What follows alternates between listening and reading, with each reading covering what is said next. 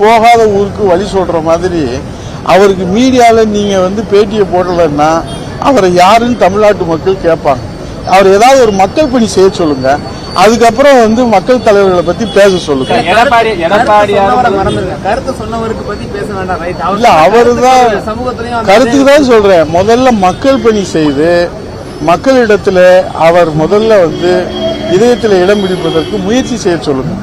இப்படி போகாத ஊருக்கு வழி சொல்ற மாதிரி நான் அவரை இது பண்ணுவேன், இவரை இது பண்ணுவேன், அது இப்படி ஆகும், தற்கொலைக்கு சமானம், அதுக்கு சமானம், இதுக்கு சமானம், இவர்கிட்ட யாராவது கேட்டாங்களா? கேட்டா அதுக்கப்புறம் சொல்லுங்க. முதல்ல மக்கள் பணியில் ஏதாவது இந்த டெல்டா மாவட்டத்தில் நெல்மணிகள்லாம் அங்கே போய் முதல்ல களத்தில் இறங்கி விவசாயிகளுடைய பாதுகாவலராக காவேரி பாதுகாவலர் புரட்சி தமிழர் எடப்பாடியார் செயல்பட்டார். விவசாயிகளுக்கு இன்றைக்கு குரல் கொடுத்தா மத்திய குழு இன்னைக்கு வர்றாங்க. அப்படி ஏதாவது மக்களுக்கு பயனடைகிற மாதிரி ஏதாவது பேசணும். நீங்க ஊழல வெளிச்சம் இருக்குன்றதுக்காக நான் போற வரவோட பூரா கெட்ட கெட்ட வார்த்தையெல்லாம் வச்சா என்ன ஆகும்? ஒன்றும் ஆகுறதில்லை. மக்களுக்கு எதுவும் நன்மைகள் ஏற்பட போவதில்லை. மக்களுக்கு எந்த பிரயோஜனமும் இல்லை. அவங்க கதை முடிஞ்ச கதை. ஒன்னே ஒன்று சொல்ல தெரியுமா?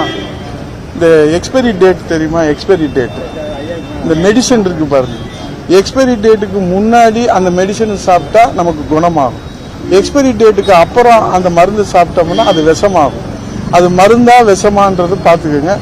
எக்ஸ்பைரி டேட் பாலிட்டிஷியனை பத்தி விவாதிக்க அவசியம் இல்லை. நன்றி, வணக்கம்.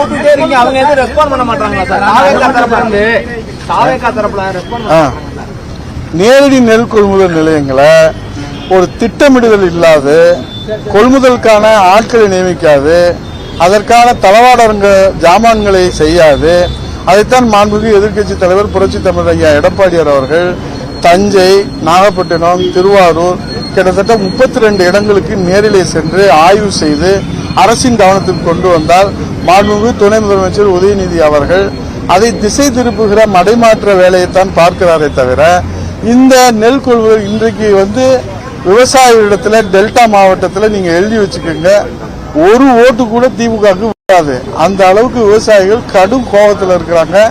ஏன்னா இதெல்லாம் மறைக்கக்கூடிய செய்தி அல்ல, மடைமாற்றம் செய்கிற செய்தி அல்ல. விளைஞ்சு நீங்க ஊடகத்திலே காட்டுறீங்க. லாரியில இருந்து விளைஞ்சிருக்கு, கோடன்ல இருந்து விளைஞ்சிருக்குது. எல்லா நெல்லும் நாத்தா மாறிடுச்சு.